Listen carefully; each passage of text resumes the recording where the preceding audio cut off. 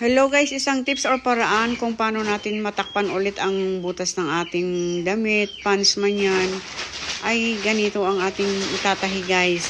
Ito ay star ito guys eh, yung flakes na snowflakes. Kaya lang, ayan, ang ginawa ko dyan, sinundan ko yung star ganyan oh.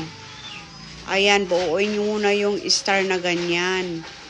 Yan, tapos, yung unang tahin yung ganyan, ganun ulit ang itatahin nyo sa pangalawa, sa pangatlo, sa pang-apat, hanggang sa ma-full na yung star na yun. Para matakpan na yung butas na ganun. Ayan, nakakalitong tignan pero hindi. Kung ano yung unang tahin nung una, ganun din sa pangalawa, pangatlo, pang-apat, hanggang sa matakpan yung butas. Ganun. Hanggang sa ma-form na yung star. Ganito yung ginawa ko eh. Siyempre nung una nakakalito. Pero nung na, magagamay nyo na rin yan.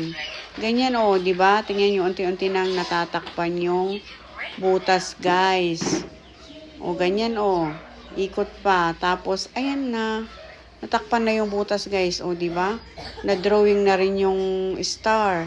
So, thank you guys for watching. Please like and share.